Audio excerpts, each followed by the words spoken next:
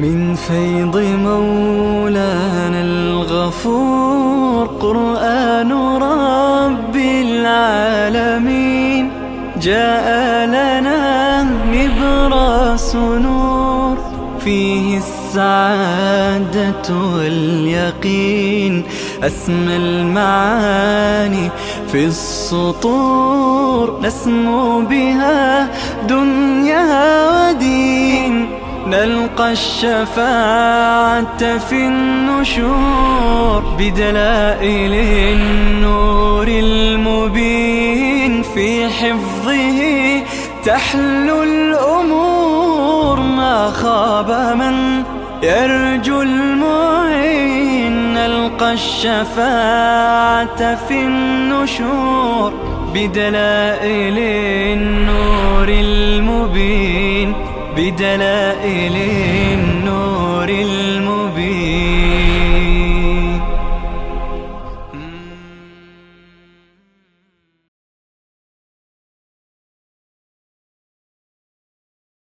أعوذ بالله من الشيطان الرجيم. بسم الله الرحمن الرحيم. ألف لام ميم ذلك الكتاب لا ريب فيه هدى للمتقين الذين يؤمنون بالغيب ويقيمون الصلاة ومما رزقناهم ينفقون والذين يؤمنون بما أنزل إليك وما أنزل من قبلك وبالآخرة هم يوقنون. صدق الله العظيم. اللهم صل على سيدنا وشفيع محمد وصحبه أجمعين. سوره مبارکه بقره هست و سوره بقره را بقره به این خاطر میگویند که در بخشی از سوره در رکوع 8 این سوره ذکر بقره بنی اسرائیل که از طرف خدای تعالی دستور ذبحش داده شد ذکر اون آمده. اکثر سوره های قرآن کریم تسمیه هایشان و نام هایشان به همین شکل تسمیه الکل به اسم الجز هست. در یک جزی از سوره بخش عمده‌ای و مطلبی و موضوعی هست سوره مسمی میشه به همون نام. و ربط سوره بقره را ابتداءً با سوره مبارکه فاتحه ذکر میکنیم. روشی که شیخ حسین علی رحمه الله دارند ربط بین سوره ها را به دو صورت بیان می کنند، یکی ربط اسمی و یکی ربط معنوی. ربط اسمی به این صورت که ربطی بیان می کنند که اسمن سوره ها با هم ارتباط پیدا می کنند و ربط معنوی مشخصه، مطالب و مفاهیمی که در سوره های گذشته هست با سوره های بعد به نوعی مرتبط هستند. اون ارتباطات را بیان کردن ربط معنوی هست.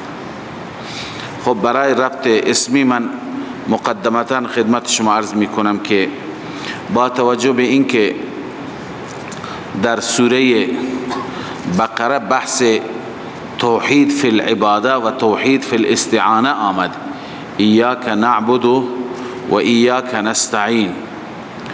گروهایی که مشکل داشتند در توحید یهودی ها بودند و مسیحیان بودند و مشرکان مکه بودند. یهودیا هم عزیر را پرستش می کردند و هم گاو را پرستش کردند.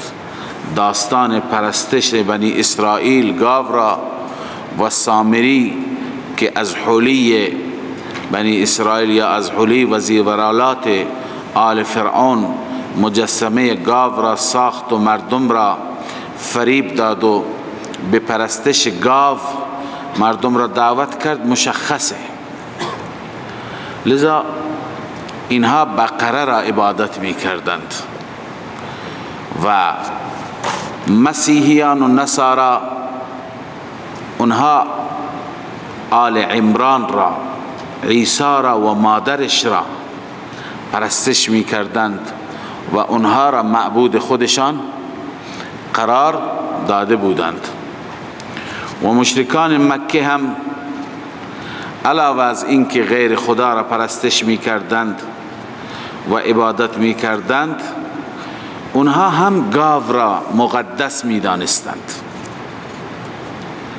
داریم درباره اونها که اونها هم بت‌هایی به شکل گاوها هم داشتند و درست می کردند. اونها هم گاو را پرستش می کردند. اما علاوه از غیر الله پرستی درباره زنها و حقوق زنها اونها خیلی کوتاهی داشتند، خیلی ضعف داشتند. بنابراین پس مشکلات اصلی که در باب توحید داشتند این گروه ها بودند: یهود، نصارا و مشرکین مکه.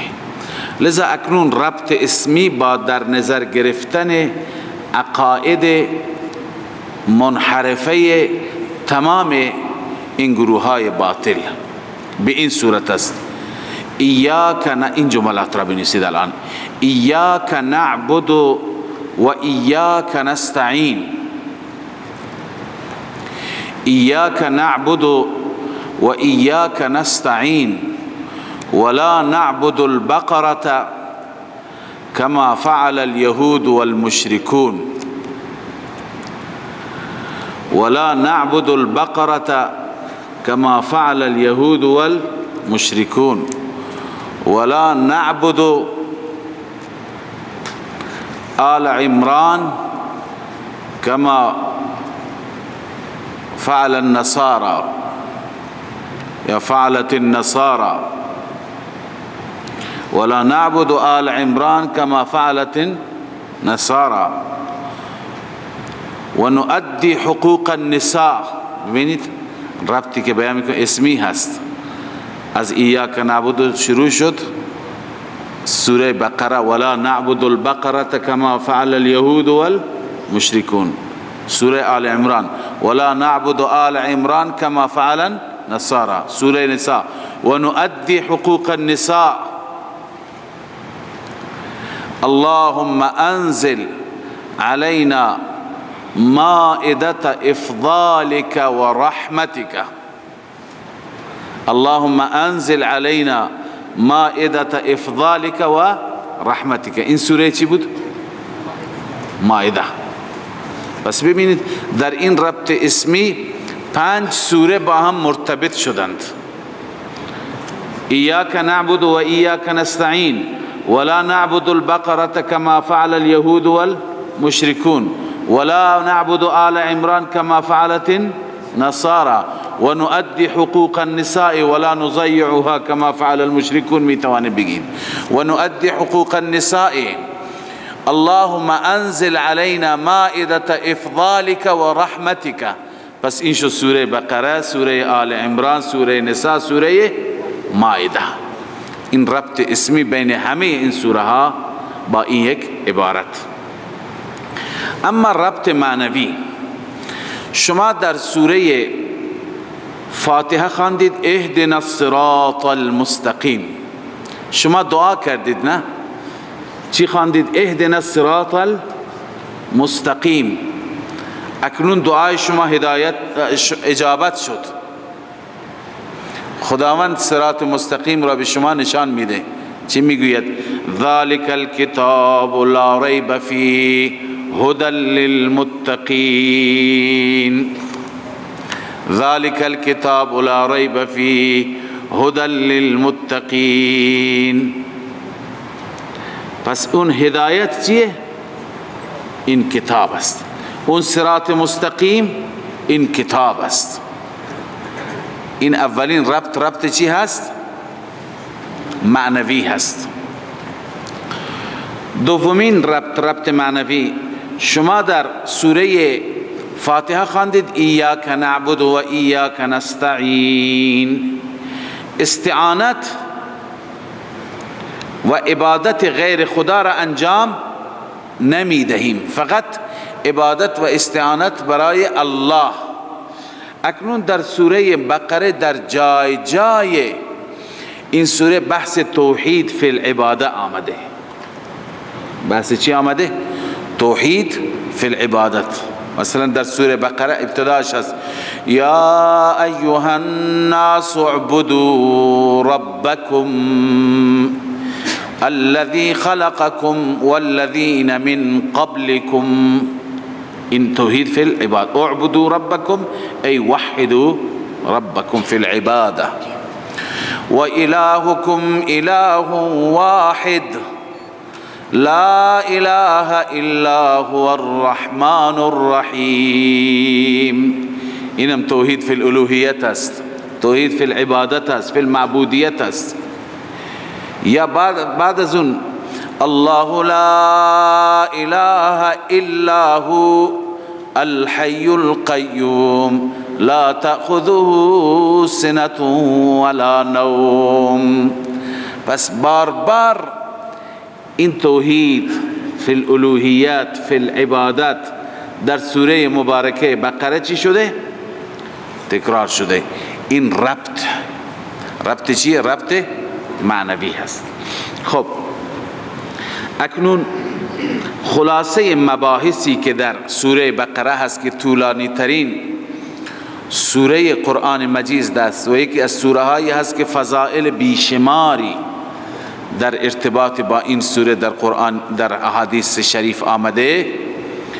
مباحثی که در این سوره ذکر می شود چند مبحث هستند. یک توحید، دو رسالت، سه جهاد فی سبیل الله، چهار انفاق فی سبیل الله، چون برای جهاد حتما برای اعلای توحید جهاد لازم است.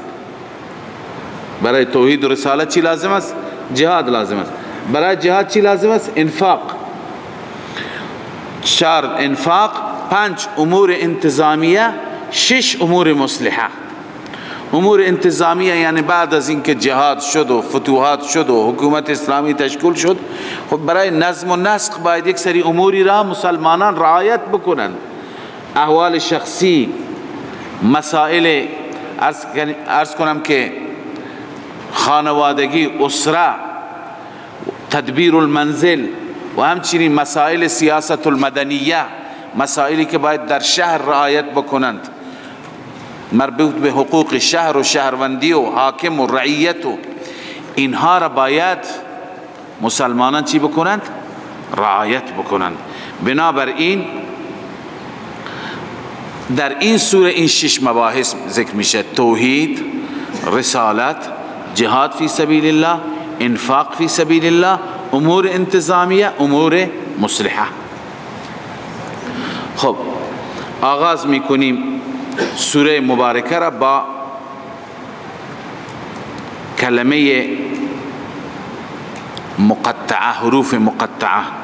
بسم الله الرحمن الرحیم. الف لام میم. بحث کوتاهی درباره الف لام میم خدمت شما عرض می کنم. ببینید همون طوری که در احکامی که ما به جا می آوریم لازم نیست که فلسفه هر حکم را بدانیم. علت چیه که ما نماز میخوانیم؟ خب شاید مثلا برای نماز فلسفه مشخص بشه که اظهار به هر حال عبدیت است، اظهار تذلل است، مظهر بندگی هست، اصلا مظهر مسلمانی و دین هست. خدایی را که قبول دارم روزانه بر اساس دستور او در جلوی او خم میشم، به سجده میافتم. اما خیلی دیگر از احکام هستند ما فلسفهشون را شاید نمیدانیم، مثلا حج، مثل روزه، مثل سعی بین صفا و مروه. چرا این طرف بدو این طرف بدو؟ دستوره، امر تعبدی هست، خدا دستور داده، ما به جا می آوریم. اصلا که ندونیم برای چی هست، عبادت هست، باید به جا بیاوریم. پس خیلی از احکام هستند و مسائل هستند که به جا می آوریم، فلسفهشون را نمیدانیم، علتشون را هکذا قس علی هذا. خیلی از آیات متشابهات هستند، تلاوت میکنیم، قرآن جز قرآن هستند، به اونها ایمان داریم ولی مفهومشان را نمیدانیم. الله عزوجل میفرماید بعضی از آیات کتاب محکمات هستند، یعنی مرادشان هم معلوم، معنایشان هم معلوم، اما بعضی دیگر هستند که متشابهات هستند. متشابهات را بغیر از الله کسی دیگه نمیداند معنا و مفهوم اونها را، و مردم باید اونجا اظهار نظر نکنند. از جمله اون متشابهات حروف مقطعات هستند. متشابهات بر دو نوع هستند، بعضی ها معلوم المعنا مجهول المراد، معنایشان معلوم هست، مراد مجهوله، مقصد چیه این مجهوله. مثلا الرحمن علی العرش استوى، مرادش معنایش معلومه، رحمان بر عرش نشسته، قرار گرفته. یا ید الله فوق ایدیهم، دست خدا، دست خدا معنای لفظیش هست، اما مرادش مفهومش الله اعلم بمراده. اینها هست معلوم المعنا مجهول المراد، معنایشان معلوم، مراد و هدف مجهول. اما نوع دوم هستند که مجهول المعنا مجهول المراد، نه معنایشون معلومه نه مرادشون. اونها حروف مقطعات هستند. الف لام میم، الف لام را، الف لام میم را، الف لام میم صاد، طه، طاسین، طاسین میم، حامیم. اینا همه نه معنایشون معلوم هست و نه مرادشون معلوم هست. به این خاطر اینجا وقتی که ما میرسیم میگوییم که به این ایمان داریم که از جانب الله عزوجل است، اما الله اعلم بمراده، مرادش را الله بهتر میداند. ببینید درباره اینها، درباره حروف مقطعات، سلف ما، بزرگان ما، مفسرین چه فرمودند؟ یکی دو عبارت است، تمام عبارت ها از روح المعانی و تفسیر کبیر امام رازی هستند. الف لام میم میگه هذا علم مستور، هذا علم مستور، این یک علم پوشیده هست. هذا علم مستور و سر محجوب، و سری هست محجوب نامعلوم. استأثر الله تبارک و تعالی به، خداوند به این اختصاص دارد، یعنی به این علم فقط خدا میداند مرادش چیه. استأثر الله تعالی تبارک و تعالی به، فقط خدا میداند. تفسیر کبیر روح المعانی. در جای دیگه میگویند همین دو بزرگوار لکل کتاب سر، هر کتاب یک سری دارد، یعنی اسراری دارد که اسرار فقط پیش خدا هستند یا اسراری هستند بین خدا و بین حبیبش، رموزی هستند، اسراری هستند بین خدا و نبیش. لكل کتاب سر و سر القرآن اوائل الصور. و سر قرآن چیه؟ ابتداء سوره ها هست. یا در جای دیگه می فرماید سر الله تعالی فلا تطلبوه، بازم روح کبیر، سر الله تعالی فلا تطلبوه، اینها اسرار الهی هستند، دنبال اینها نروید، طلب نکنید، ایمان بیاورید و به خدا بسپارید، به خدا محول کنید. عنایت فرمودید این جایگاه حروف مقطعات است. تا آخر قرآن که ما میخوانیم حروف مقطعات حکمشون این هست، اسراری هستند، الله بهتر میداند، ما نمیدانیم. اما اینکه بعضی از مفسران توجیه کردند، اون توجیهات هم زیاد با توجه به اینکه قطعی و یقینی نیستند، اون توجیهات را هم ذکر نمی کنیم. الله می فرماید ذالک الکتاب لا ریب فیه، این کتاب هیچ شکی نیست در این. شکی نیست در چی؟ در این که من رب العالمین، لا ریب فیه من رب العالمین. اینجا نیست، در آیه دیگه هست نه؟ لا ریب فیه من رب العالمین، شکی نیست که این کتاب از جانب رب العالمین است، هیچ شکی وجود ندارد. ذالک الکتاب مبتدا، لا ریب فیه خبر. بله. هدى للمتقین، یا اینکه هو هدن مبتدا و خبر جداگانه، یا خبر بعد از خبر. ذالک الکتاب خبر اول، لا ریب فیه خبر دوم، هدى للمتقین. هدن اینجا به معنی هادن هست، هدایت کننده، مبالغتا از قبیل باب زیدون عدلون هدن گفته شده، چون که هادی هست هدایت کننده، ولی اینقدر هدایت کننده گویی خودش هدایت شده، تبدیل به هدایت شده. الله عز وجل می فرماید ذالک الکتاب لا ریب فیه، این کتاب هیچ شکی نیست در این که از جانب الله هست. ببینید الف لام کتاب هم عهدی هست، الف لام کتاب هم عهدی هست، کتاب معلوم. خب کجا قبلا ذکرش بوده؟ منظور آن کتابی که در تورات و انجیل بشارتش داده شد، آن کتابی که در تورات و انجیل بشارت و مجدهش داده شد، این کتاب است. پس قبلا معهود و معلوم فی الذهن هست. هدى للمتقین، هدایتی هست برای متقیان. ببین متقین کیه؟ متقین اون کسی که بر مسیر هدایت گامزن هست، خودش بر مسیر هدایت داره راه میره. اونی که تقوا حاصل شده هدایت هم حاصل شده، این کتاب که بیاد هدایتش بکنه تحصیل حاصل میشه یا نه؟ از قبل اون هدایت دارد. به این خاطر متقین را مفسرین نوشته الصائرین الی التقوا یا السائرین الی التقوا، اونهایی که به تقوا و به مسیر تقوا دارن میروند که متقی بشند. برای متقی شدن این کتاب بهترین نسخه است. بله.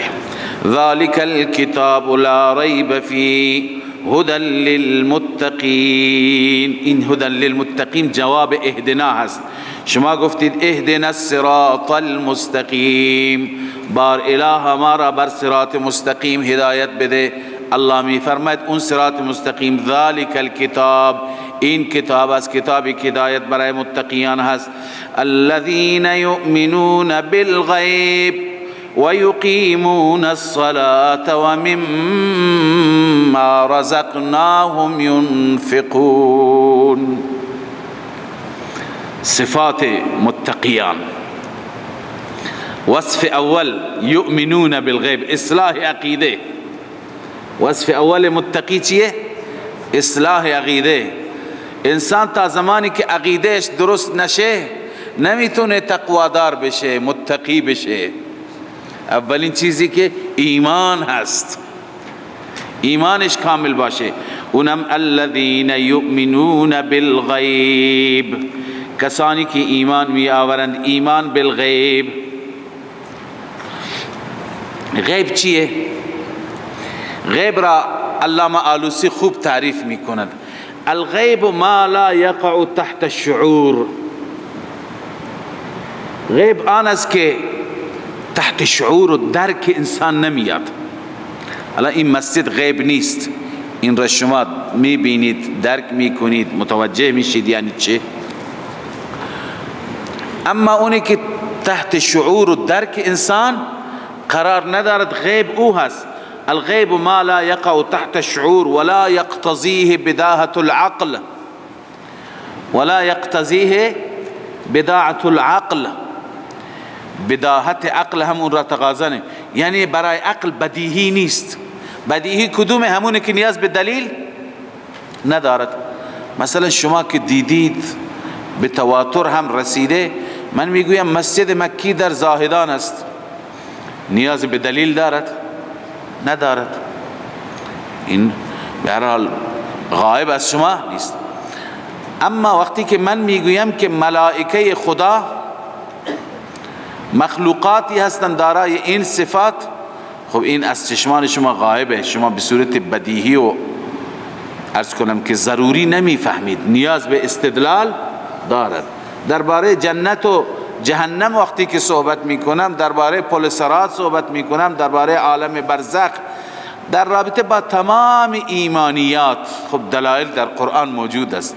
مثلا یکی از مسائل اینی که بعد از مردن همه ما زنده میشیم، خب این دلایلش در قرآن موجوده. اینا همه غیبند. اما اونه که این غیب، اینا که غیب هستند، ایمان به اینها اولین صفت چیه؟ متقین. پس الغیب ما لا یقع تحت الشعور ولا یقتضیه بداهة العقل. روح المعانی. الله می فرماید الذین یؤمنون بالغیب، کسانی که ایمان به غیب دارند، عقیدهشون درسته، ایمانشان درسته. بعد از ایمان نوبت عمل هست. وصف دوم و یقیمون الصلاة، و نماز را برپا می دارند، نماز را اقامه می کنند. پس وصف دوم اصلاح عمل. وصف اول اصلاح عقیده بود، وصف دوم چیه؟ اصلاح عمل. هم اعتقاد و باورشان درسته، ایمانشان هم درسته، عملشان هم درسته. یقیمون الصلاة، تفسیر جلالین میگه یأتون بحقوقها، یعنی همه حقوق نماز را انجام میدند. شرایط نماز، آداب نماز، واجبات نماز، همه حقوق نماز را انجام میدند. اینها هستند متقیان. الذين يؤمنون بالغیب و یقیمون الصلاة و مما رزقناهم ينفقون، از بعضی آنچه که ما رزق دادیم به اونها خرج میکنند. کلمه بعض بود اینجا که من گفتم از بعضی، من هست و مما، من تبعیضیه هست. خدا نگفته هر چی پول دارید همه میلیاردهای خودت را خرج کن، بعضیشون را. و مما رزقناهم ينفقون، از آنچه که ما رزق دادیم، ينفقون، آنها خرج میکنند. هر چی که نعمت به اونها دادیم خرج میکنند.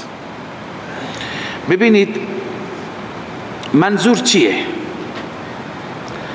بعضی گفتند اشاره به زکات است، چون بحث صلات است. یقیمون الصلاة در جای دیگه است اقیموا الصلاة و آتوا الزکات. قرین نماز، رفیق نماز، همراه نماز در تمام آیات خداوندی کی هست؟ زکات. پس اینجا هم بحث خرج کردن مال هست در راه خدا، این هم مراد چیه؟ زکات است. و مما رزقناهم ينفقون. بعضی دیگر میفرمایند که مراد صدقات نفلی هست، تنها زکات نیست، مطلق صدقه هست. بله.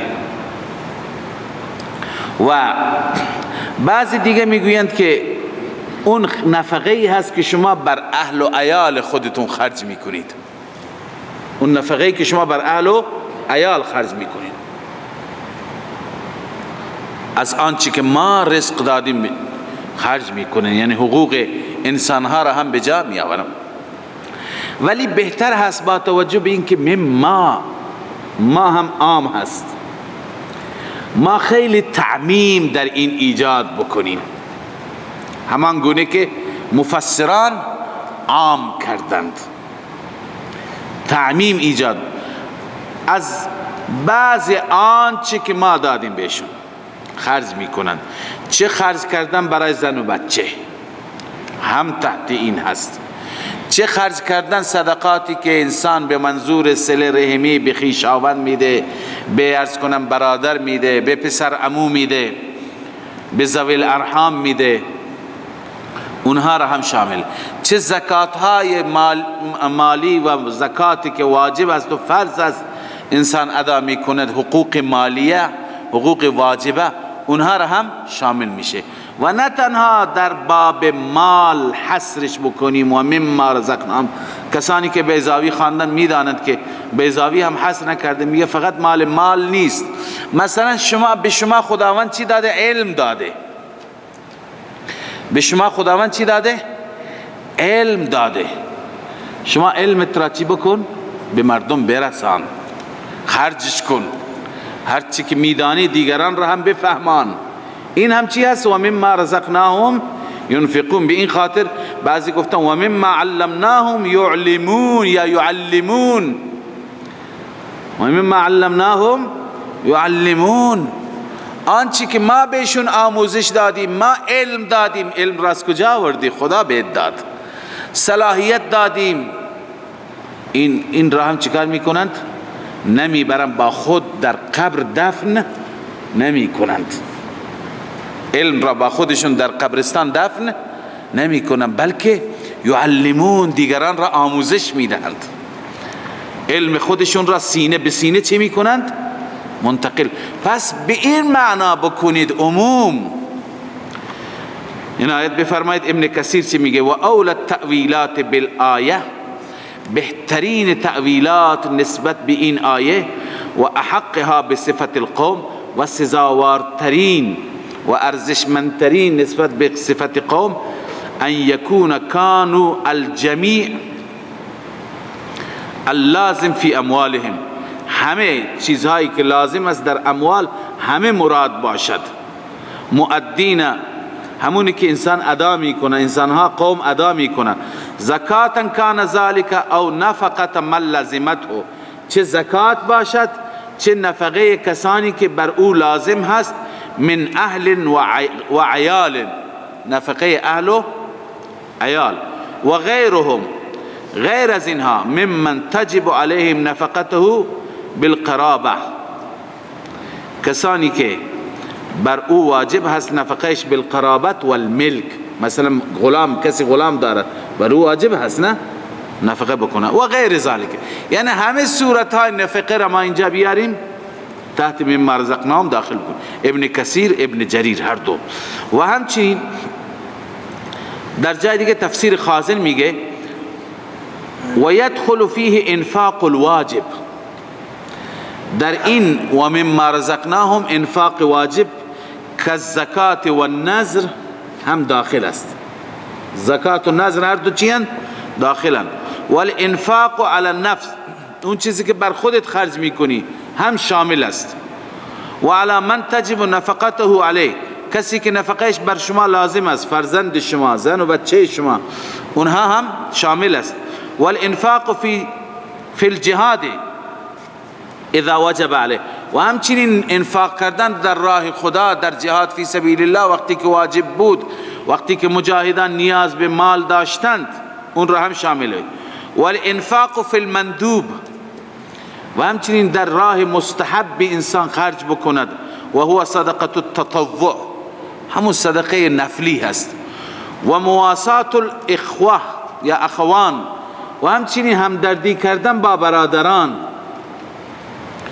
همه اینها را شامل میشه. و هذا كله مما يمدح بها، همه اینها از اون مواردی است که مورد مدح و تعریف قرار گرفته در این آیه. و مما رزقناهم ينفقون، تفسیر خازن. به هر حال الله عز وجل می فرماید که این صفات متقیان هست که ایمان به غیب دارد، عملش را اصلاح می کند. و یقیمون الصلاة، عقیدهش را اصلاح می کند. یقیمون الصلاة، عملش را اصلاح می کند. و مما رزقناهم، تنها عبادت بدنی نه، عبادت مالی هم. و مما رزقناهم ينفقون، از آنچه که ما بهشون رزق دادیم، ينفقون چی میکنند؟ خرج میکنند. اون اصلاح عملت، این اصلاح اخلاق است، وظیفه است، وظیفه اخلاقی است انسان خرج بکند بر فقیر، بر زن و بچه، بر خویشاوند، بر کسی که ذا رحم محرم است. به هر حال اینها تمام اصلاح عقیده، اصلاح عمل، اصلاح اخلاق بود. خب چند تا صفت بود برای متقین؟ 3 تا. چهارم الله می فرماید والذین یؤمنون بما انزل الیک وما انزل من قبلک، متقیان کسانی هستند که ایمان می آورند به آن کتابی که انزل الیک، نازل شد به سوی تو ای محمد رسول الله، یعنی ایمان به قرآن دارند. و ما انزل من قبلک، و همچنین ایمان دارند به آن کتاب‌های سماوی که نازل شد قبل از شما، کتاب تورات، کتاب انجیل، زبور، صحف ابراهیم. بر همه این کتاب‌ها، به همه این کتاب‌ها ایمان دارند. و بالآخرة هم یوقنون، صفت پنجم به آخرت هم آنها یقین دارند. به آخرت هم آنها هم یوقنون، آنها یقین دارند. بله، صفت پنجم ایمان به آخرت. ببینید والذین یؤمنون بما انزل الیک و ما انزل من قبلک، بعضی ها تفکیک کردن مؤمنین را بر 2 قسمت. مؤمنینی که ایمان آوردن به رسول الله صلی الله علیه وسلم غیر اهل کتاب، و مؤمنین از اهل کتاب که ایمان آوردن. الذين يؤمنون بالغیب و یقیمون الصلاة و مما رزقناهم ينفقون، اینها عامه مؤمنین هستند، صحابه رسول الله هستند. والذین یؤمنون بما انزل الیک، بعضی گفتند اینها یهود و نصارایی هستند که بعداً ایمان آوردند، چون اینها هم به کتاب خودشان ایمان داشتند، هم به کتاب قرآن محمد رسول الله ایمان داشتند. متوجه هستید؟ پس بعضی تفکیک، بعضی گفتن نه، این صفات مال متقین است، همه این صفات را داشته باشند. هم مؤمنین غیر اهل کتاب این صفات را دارا هستند، هم مؤمنین اهل کتاب مال همه هستند، همه صفات. اینجا هم عنایت بفرمایید که الذين یؤمنون بالغیب، ایمان بالغیب بحث توحید هست. و یؤمنون بما انزل الیک، به آنچه که بر شما نازل شده قرآن، این رسالت است، اصول دین نه. و مما و بالآخرة هم یوقنون، این چی هست؟ معاد است. توحید، رسالت، معاد، اصول دین هم اینجا بیان شد. الله می فرماید اولئک علی هدی من ربهم، بنویسید ثمره دنیویه. اینها که ایمان آوردند در دنیا ثمره ایمان چی شد؟ الله می فرماید اولئک علی هدی من ربهم، این گروه، این انسان ها بر هدایتی هستند، من ربهم فی الدنیا، در دنیا از جانب ربشان بر هدایت هستند. اولئک مشار الیه، اولئک چیه؟ کجا هست؟ اولئک به چی برمیگردد؟ اولئک به کجا برمیگردد؟ ببین اولئک مفسرین نوشتند کسانی که به اون صفات 5 تا صفت بودن، نه به اون صفات متصفند، دارندگان اون صفات، اولئک مشار الیش دارندگان اون صفات. تفسیر معالم التنزیل عبارتی دارد اولئک ای المتصفون بما تقدم، المتصفون بما تقدم. منظور از اولئک کسانی که متصف هستند به صفات گذشته. صفات گذشته چی بود؟ من الایمان بالغیب و اقام الصلاة والانفاق من الذي رزقهم، این ابن کثیر بود، والانفاق من الذي رزقهم ابن کثیر، یعنی کسانی که متصف به این صفات هستند. و معلم التنزیل می فرماید ای اهل هذه الصفات، اهل این صفات، اینها را الله می فرماید اولئک علی هدی من ربهم، متصفین به این صفات بر هدایت هستند از جانب ربشان. در دنیا خدا اونها را هدایت فرموده. و اولئک هم المفلحون، اینها رستگاران هستند. ثمره اخروی بنویسی فی الاخره، اون نتیجه دنیا این نتیجه آخرت. در دنیا اینها رستگاران هستند. اولئک هم المفلحون. این آیت بفرمایید هم مبتدا هست، المفلحون خبر هست. شما خواندید معمولا خبر معرفه میاد یا نکره میاد؟ چی میاد؟ نکره میاد. زیدون قائم میخوانید یا زیدون القائم؟ قائم. زیدون عالم یا زیدون العالم؟ عالم.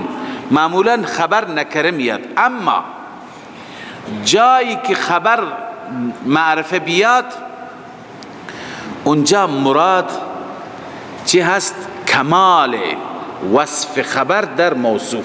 مثلا زیدون عالم و زید عالمی هست، ولی وقتی میخوام بگم نه زید در علم کامل است، میگم زیدون العالم، غیر از اون موصوف صفت.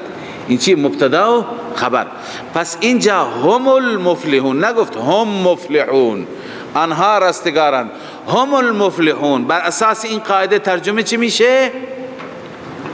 آنها هستند رستگاران کامل. هم المفلحون رستگاران کامل. این آیت بفرمایید تفسیر مظهری اینه میگه یدل علی انهم الکاملون فی الفلاح. هم المفلحون دلالت بر چی دارد؟ بر اینکه در فلاح و رستگاری اینها چی هستند؟ کاملون هستند. پس فیلزم ان یکون صاحب الکبیرة غیر کامل فی الفلاح. ببین کسی که مؤمن باشد گناه کبیره انجام میده، اینم کامیابه چون ایمان داره، به توحید ایمان دارد، اما این کامل فی الفلاح نیست. این عبارت تفسیر کبیره.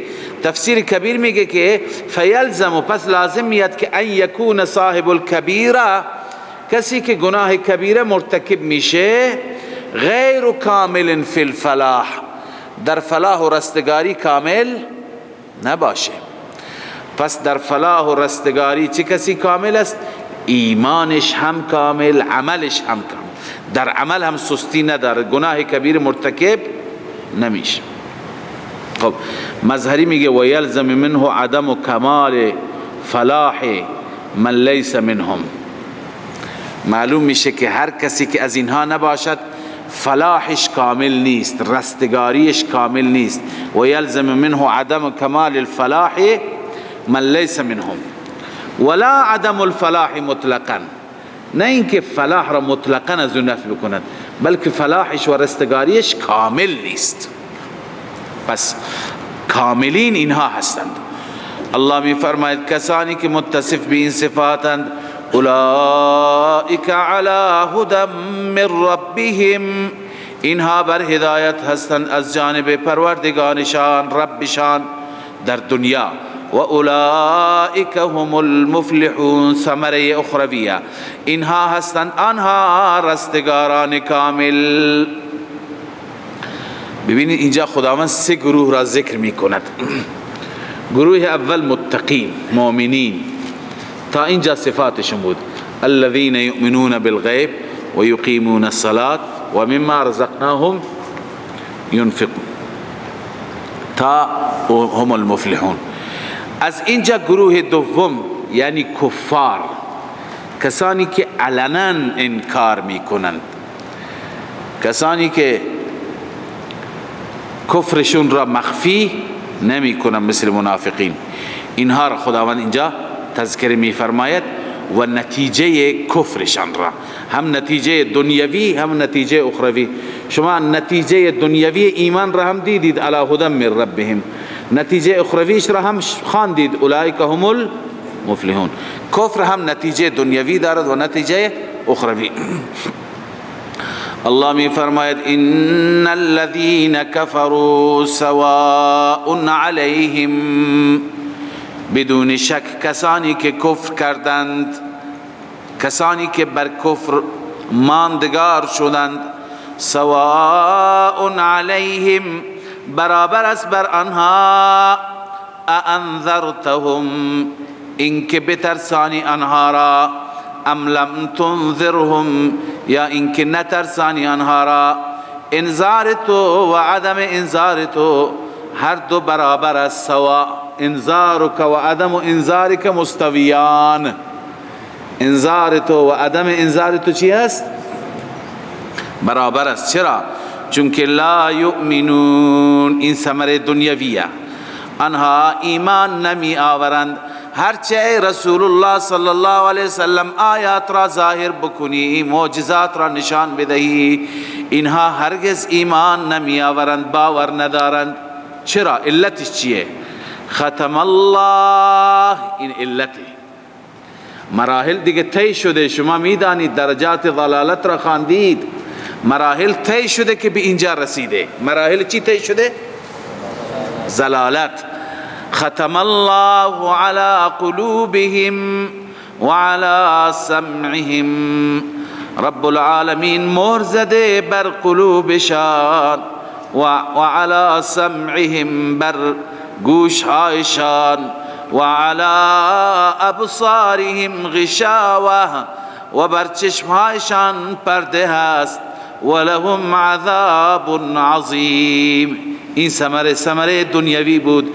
در دنیا الله عزوجل حواس را از اونها گرفته، قوات را از اونها سلب کرده، نمی توانند هدایت را ببینند، بشنوند، درک کنند، ایمان را درک نمی کنند. و ثمره آخرت ولهم عذاب عظیم، برای آنها عذابی بس بزرگ هست، عذابی بسیار بزرگ در انتظارشون هست. این نتیجه کفار است. ببینید آیا ظلم نیست که خداوند حواس را از اونها گرفته، قوه مدرکه را، قوتی که باید درک بکند از اونها گرفته، الان میگه که اینها کافر هستند. خب خداوند سلب کرده.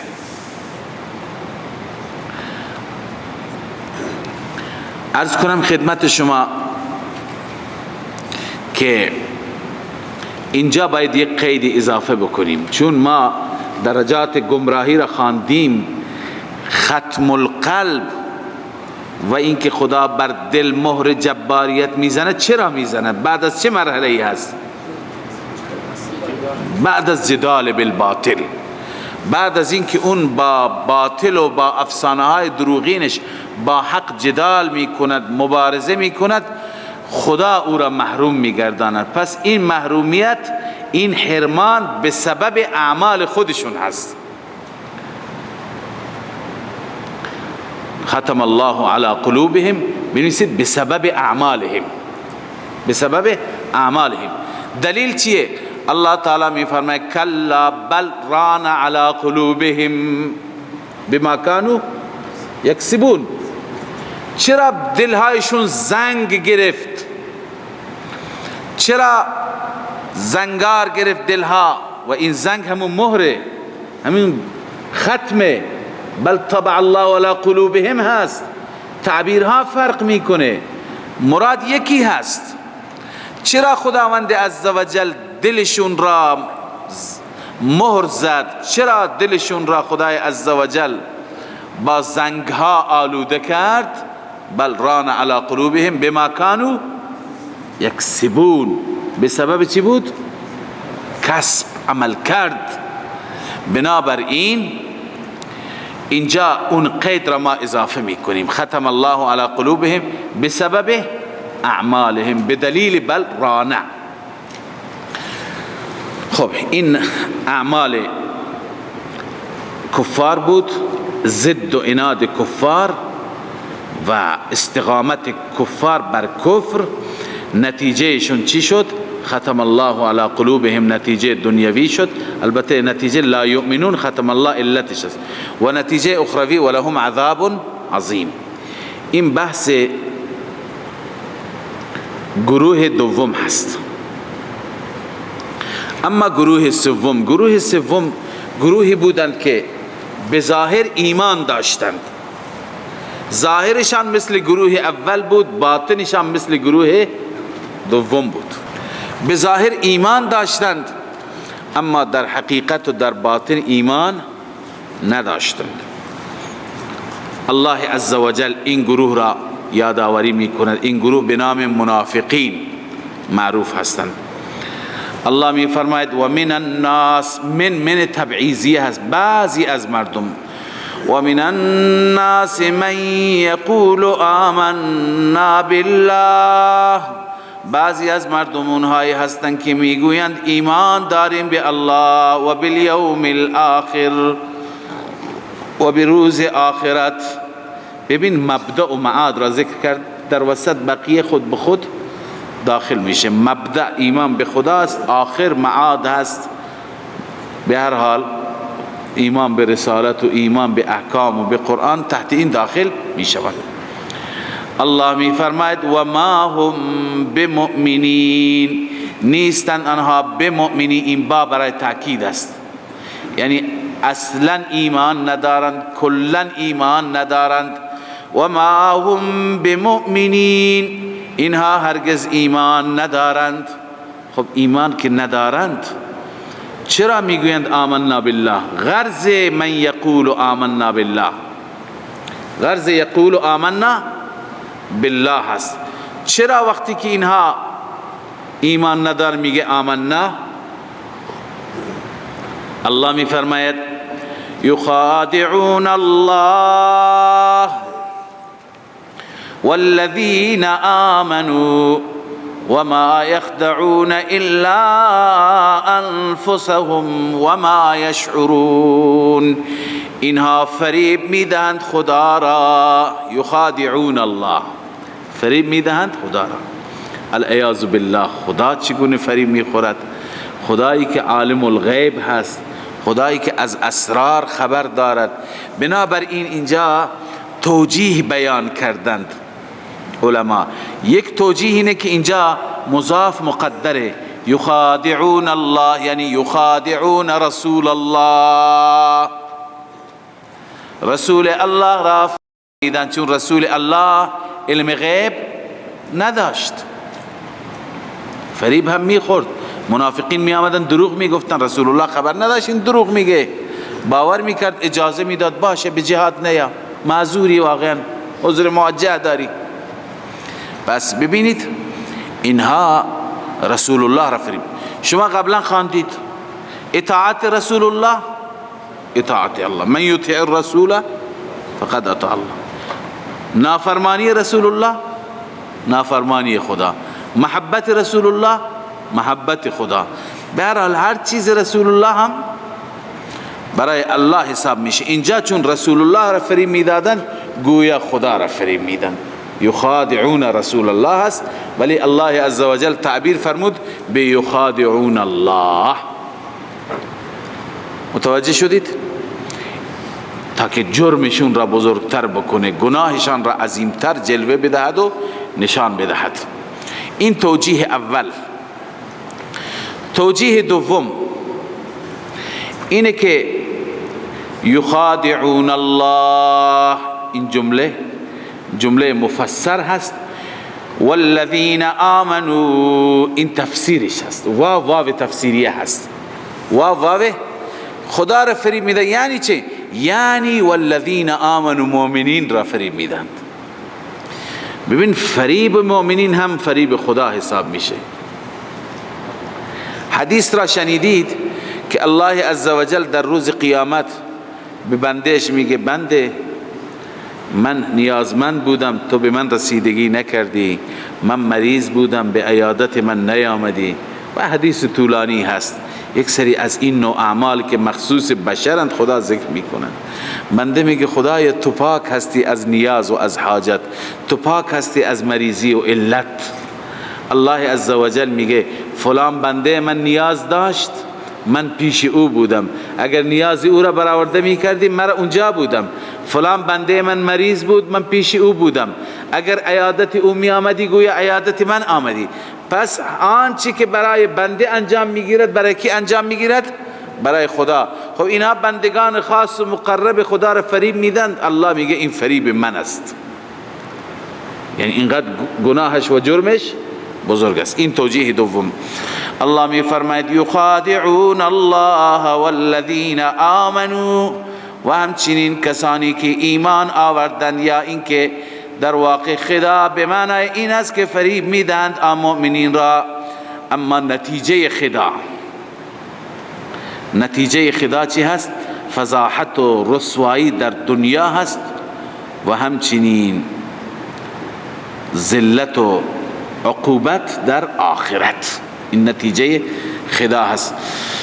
رب العالمین می فرماید و ما یخدعون الا انفسهم، اینها فریب نمیدهند مگر خودشان را، جانهای خودشان را. و ما یشعرون، اینها نمیدانند، شعور ندارند، درک ندارند درک که نتیجه خدا به خودشون برمیگردد و بال خدا و گناه خدا به خودشون برمیگردد. خب این صفت منافقین بود. منافقین چی کار میکنند؟ اولین صفتشون مثل روباه مکارند، فریب. ببینید همین صفات باعث میشه. شما ملاحظه بفرمایید کفار را خداوند در دو خط صفاتشون را تمام کرد، اما منافقین ادامه داره تا کجا میره، بعداً تمثیل ها تازه میاد.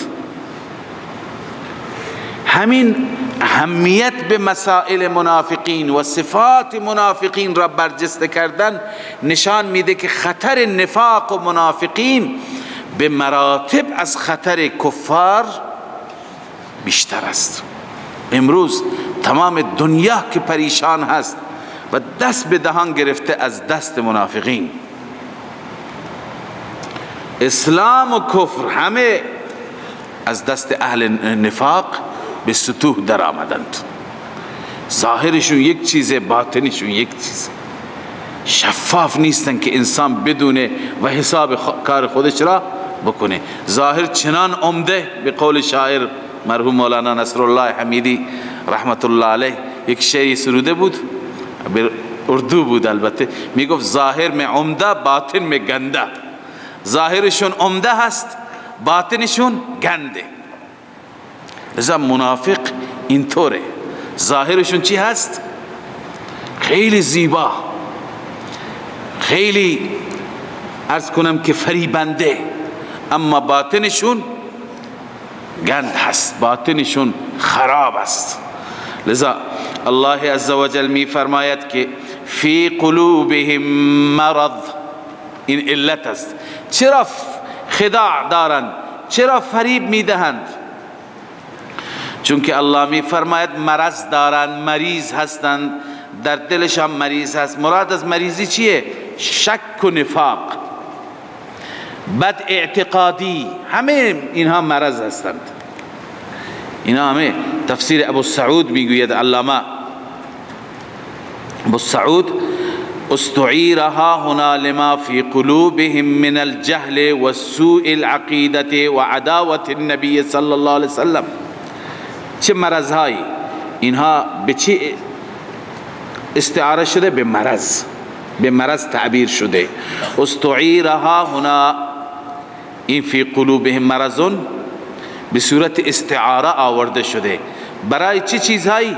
لما فی قلوبهم من الجهل، به خاطر آنچه که در دلهایشان جهل بود، و سوء العقیده، و عقیده بد بود، و عداوت النبی صلی الله علیه و سلم، و در دلهایشان عداوت رسول الله بود، و غیر ذلك من فنون الكفر، انواع کفر، انواع تمسخر، انواع استهزاء، اینها بودند ابو سعود. پس دلهایشان مرض است، این علت است که اونها فریب میدهند. الله میفرماید فی قلوبهم مرض، در دلهایشان مرض است، مرض شک است، مرض نفاق است، مرض عداوت رسول الله است، مرض سوء عقیده است، مرض جهل است. اینها همه مریضی هستند. اما نتیجه دنیوی فزادهم الله مرضا، الله عزوجل می افزاید در مرضشان، روز بروز شک بیشتر، سرگردانی بیشتر، روز بروز پریشانی بیشتر. الله می فرماید فزادهم الله مرضا، الله در مرضشان می افزاید این عذاب دنیوی، این نتیجه دنیوی. ولهم عذاب علیم بما كانوا یکذبون، این نتیجه اخروی و ثمره اخروی است. الله می فرماید برای آنها عذاب دردناک هست. چرا؟ سبب عذاب بما كانوا یکذبون. سبب عذاب چیه؟ دروغ می گفتند. منافق اصلا با دروغ زندگی می کند، همش دروغ، ظاهرش یک چیز، باطنش یک چیز. اون دینی که یعنی دین نفاق که ظاهرش یک چیز باشد و باطنش چیزی دیگه که دروغ باشد، اون دین هرگز به جایی نمی رسد. بما کانوا یکذبون، به سبب اینکه دروغ میگویم. بله، اکنون زجر، الله عزوجل اینجا برای منافقین زجر بیان میفرماید. و اذا قیل لهم لا تفسدوا فی الارض، هرگاه به آنها گفته میشه لا تفسدوا فی الارض، شما در زمین خدا فساد نکنید، شما در زمین خدا فساد نکنید. اونها با چه تأکید ادعای چی میکردند؟ اصلاح و صلاح. میگفتن ما فساد نمی کنیم، ما اصلاح میکنیم. قالوا انما نحن مصلحون، میگفتن جز این نیست که ما مصلح هستیم، ما اصلاح میکنیم. ببینید فساد منافقین چی بود؟ فساد منافقین این بود که به هم می انداختند، اقوام را به هم می انداختند، مذاهب را به هم می انداختند، گروه ها را به هم می انداختند. می رفتن پیش مشرکین مکه، اونها را تحریک می کردن بر علیه اسلام، بر علیه رسول الله. پیش یهود می رفتن، همین کار را می کردن. پیش بقیه می رفتن، همش تحریک بود، به جان هم انداختن بود. این فساد هست. تفسیر مدارک این نوشته و کان فساد المنافقین فی الارض، فساد منافقان در زمین چی بود؟ انهم كانوا یمایلون الکفار، کفار را متمایل میکردن. یمایلون الکفار و یمالئونهم، و تحریک میکردند، متمایل و تحریک برانگیخته میکردند علی المسلمین، بر مسلمانان. چگونه؟ به افشاء امرهم، افشا می کردند امور مسلمانان را، می گفتند مسلمانان روز بروز دارن پیشرفت می کنند، گسترده تر می شوند، همه دنیا را دارن می گیرند. اونها را می خواستند تحریک بکنند. و اغرائهم علیهم، اونها را چی می کردند؟ اغراء می کردند، فریب می دادند بر علیه مسلمانان. و ذلك مما يؤدي الى هیج الفتن بینهم، می دانید این چیزی هست که باعث بلند شدن چی میشه؟ فتنه ها میشه. پس این فساد بود یا نبود؟ لذا الله می فرماید به اونها گفته میشد که لا تفسدوا فی الارض، ای منافقان شما فساد نکنید در زمین. قالوا انما نحن مصلحون، آنها می گفتند جز این نیست که ما مصلحیم، ما اصلاح می کنیم. اما رب العالمین رد می کند، رد ادعا می کند. الا انهم هم المفسدون ولكن لا يشعرون. الا کلمه تنبیه، ان کلمه تأکید، هم تأکید، هم المفسدون دوباره و ضمیر فصل تأکید، تأکید بر تأکید، یعنی قسم به ذاتم.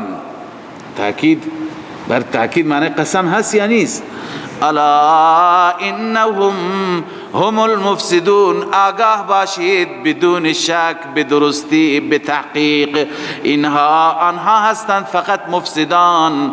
ولكن لا يشعرون، اما اینها شعور ندارند، درک ندارند، متوجه نیستند. و اذا قیل لهم آمنوا كما آمن الناس، خباثت دوم، اول خباثت اول فساد، خباثت دوم ایمان دروغین، ایمانشان ایمان نفاق است.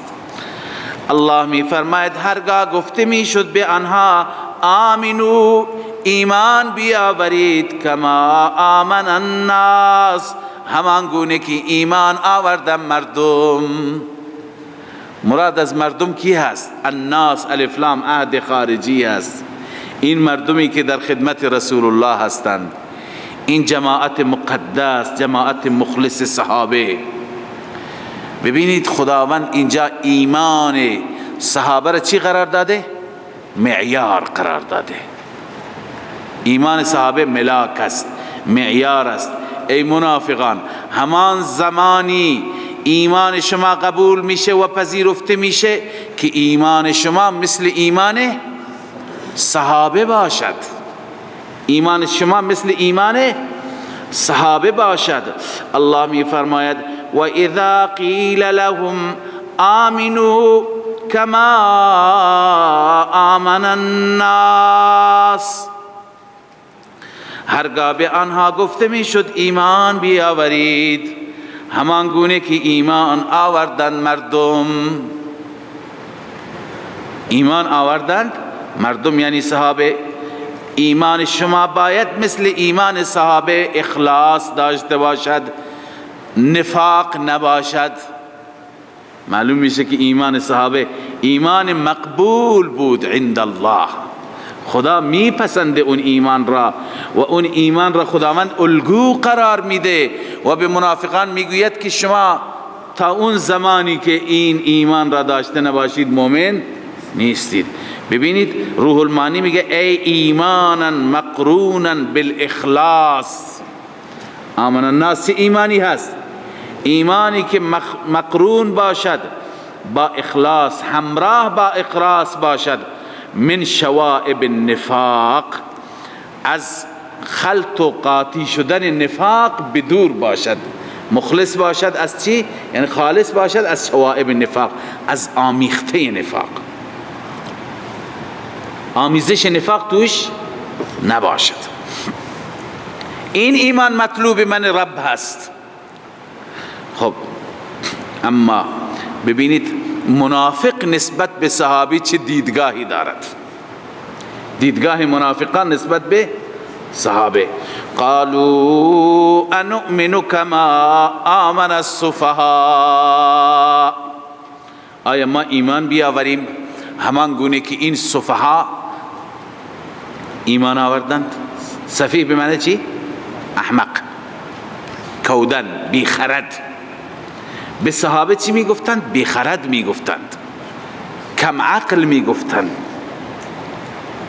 نیازی نیست که امروز در قبال صحابه ما دفاع بکنیم. الله عزوجل فوراً عکس العمل نشان داد، دفاع کرد با همون کلمات تأکید، با الا یک تأکید بشمارید، ان، دو، هم، سه، هم السفها، چار نه بلکه 5، چون که السفها که خبر است، بر خبر چی آمده؟ الف لام آمده. الف لام هم برای تأکید است.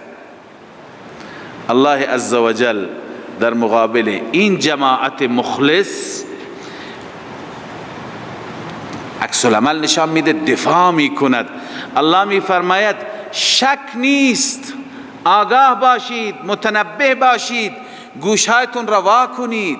الا انهم هم السفهاء، آگاه باش به درستی بدون شک اینها هستند، خود این منافقین اینها هستند سفها، اینها هستند احمق، اینها هستند بیخرد. مؤمنینی که به من خدا ایمان دارند، صحابه و شاگردان پاک رسول من، اینها نیستند بلکه منافقین هستند. ولکن لا یعلمون، اما اینها نمیدانند، جاهلند.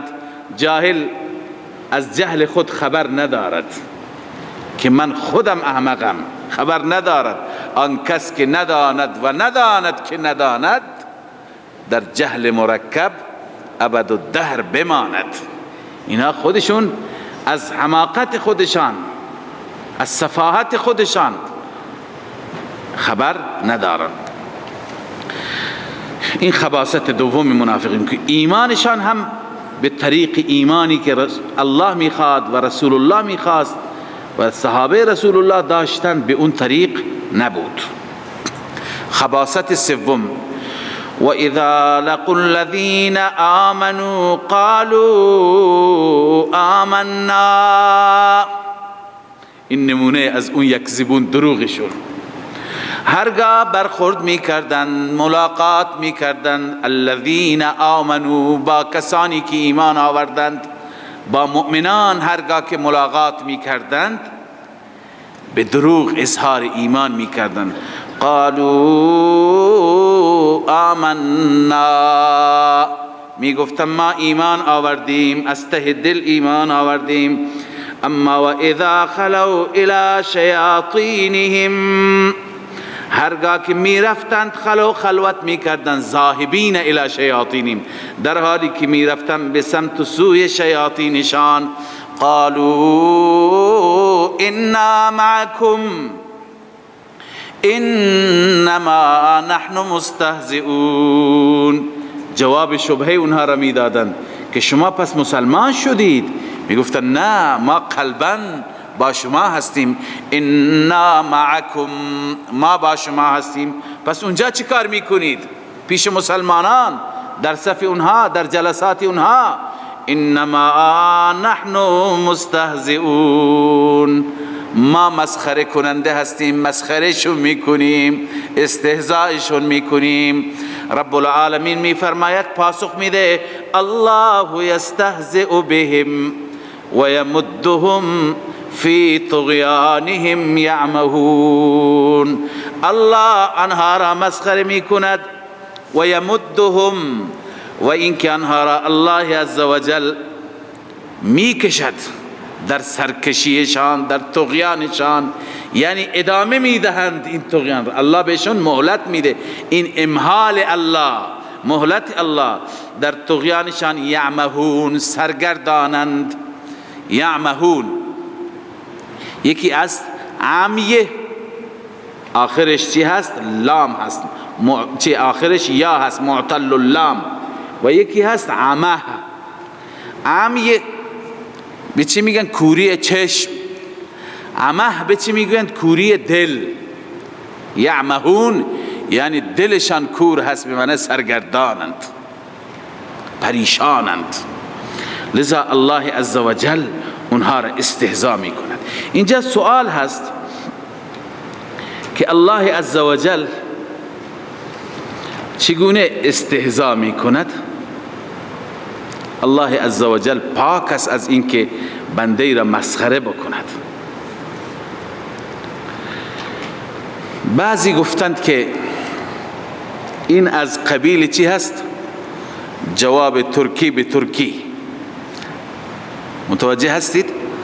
جواب ترکی به ترکی معنیش اینه که هر کلمه که اونها استفاده میکنند در پاسخشون همون کلمه استفاده میشه، ولو اینکه این در حقیقت مثل اون نیست. اونی که اونها میکنه استهزاء است، اونی که الله باشون میکند استهزاء نیست. به ظاهر کلمه استهزاء تا پاسخی دندان شکن برای اونها باشد. مثلا خدای تعالی در قرآن فرموده جزاء سیئة سیئة مثلها. کسی به شما تو گوشی زد، سیلی زد، این میشه سیئه. حق شما چیه؟ انتقام. شما که انتقام میگیرید اینم مگه سیئه هست؟ اینم بده؟ بد نیست، حقتون هست. خب وقتی که حقتون هست قرآن تعبیر کرده به سیئه. این به خاطر چی هست؟ از همین قبیل است، یعنی اون تعبیر به کار رفته اما حقیقتا اون نیست. پس اینجا در مقابل تعبیر اونها که تعبیر استهزاء بود، قرآن هم تعبیر چی را به کار برد؟ استهزاء را. اما حقیقتا آنچه که خدا عمل می کند استهزاء نیست، بلکه چی هست؟ جزای استهزایشون هست، انتقام هست از اونها. این آیت بفرمایید که الله تعالی می فرماید که الله یستهزئ بهم ای ان ینتقم منهم. معنیش اینه که الله انتقام میگیرد از اونها و یعاقبهم، آنها را به عقوبت و به عذاب گرفتار میکند. و یسخر بهم، اونها را الله تعالی هم مسخره میکند. چطور؟ مهلتشون میده خودش. و یجازیهم علی استهزائهم، و بر استهزاء اونها را جزا میده، عذاب میده. فسمی العقوبه به اسم الذنب. خب این در واقع عقوبتشون هست، عقوبتشون جزایشون هست، پادادشون هست. اما کلمه چی را بر اونها استفاده کرد و تعبیر کرد؟ کلمه ذنب و گناه را، یعنی استهزاء را. قرطبی و در جای دیگه می فرماید و اما یعاملهم سبحانه و تعالی معامله المستهزئ، یا اینکه معامله میکند خداوند با اونها معامله کسی که مسخره کننده هست. چگونه معامله استهزاء؟ اما فی الدنیا به اجراء احکام الاسلام، در دنیا به این صورت که احکام اسلام را بر اونها چی میکند؟ اجرا میکنند. مثلا خدا میداند که اینها ایمان ندارند، ولی خداوند افشا نمی کند، میگذارد میان تو صف مسلمانان نماز میخونند، در جلسه مسلمانان شرکت دارند، در جهاد مسلمانان همراه هستند، غنیمت به اونها هم میرسه. این به نوعی چی هست؟ استهزاء اینها، چون که یمدهم فی طغیانهم، کم کم این باعث میشه که به سرکشی فکر میکنه کسی حالیش نیست، به سرکشی ادامه میده، به تمرد ادامه میده، تا اینکه مستقیما در قعر جهنم، فی الدرک الاسفل جهنم چی میشه؟ میفته. پس یعاملهم معامله المستهزئ اما فی الدنیا به اجراء احکام الاسلام. احکام اسلام بر اونها چی میشه؟ اجرا میشه. و استدراجهم من حیث لا یعلمون، خداوند مهلت میده، تدریجا اونها را به پیش میبره که آخر نمیدونن چی شد که هلاک میشن و از بین میرن، یعنی مهلتی برای توبه نیست. لذا الله می فرماید و یمدهم فی طغیانهم یعمهون. اکنون ثمره نفاق، چند تا از خباثت های نفاق و اهل نفاق را بیان فرمود. اکنون نتیجه اولئک الذین اشتروا الضلالة بالهدى. رب العالمین می فرماید اینها کسانی هستند که اشتروا، اینها خریداری کردن، الضلالة بالهدى، گمراهی را در مقابل هدایت. یعنی چی؟ یعنی اختیار کردن، انتخاب کردن. جلوی اونها چی بود؟ هم ضلالت بود و هم هدایت. چی را انتخاب کردند؟ ضلالت را انتخاب کردند در مقابل هدایت. این نوعی معامله بود، شبیه اشترا بود. هدایت را، یکی اینکه اشترا خریدن به این معنی که اون هدایت فطری را که در داشتند اون را فروختند و چی خریدند؟ ضلالت. یا اینکه اختیار کردند. الله وقتی که تشبیه داد به معامله می فرماید فما ربحت تجارتهم، سودمند نشد تجارتشان، در این تجارت ربح نبردند، سود نبردند. علت چیه؟ و ما کانوا مهتدین، علت این هست که اینها بر هدایت نبودند، بر هدایت نیستند که بدانند چه چیزی به نفعشون هست، چه چیزی به خیر و صلاح دنیا و آخرتشون هست. لذا اونها تجارت درستی نتونستند بکنند. مثلهم كمثل الذي استوقد نارا، بعد از اینکه صفات منافقین بیان شد، اولئک الذین اشتروا الضلاله، عرض کنم که ثمره نفاق و نتیجه نفاق بیان شد. اکنون خداوند در قالب مثالهای نفاق را بیشتر تفهیم میکند. صدق الله مولانا العظیم. من فيض مولانا الغفور قرآن رب العالمين، جاء لنا نبراس نور فيه السعادة واليقين، أسمى المعاني في السطور نسمو بها دنيا ودين، نلقى الشفاعة في النشور بدلائل النور المبين، في حفظه تحلو الأمور، ما خاب من يرجو المعين، نلقى الشفاعة في النشور بدلائل النور المبين، بدلائل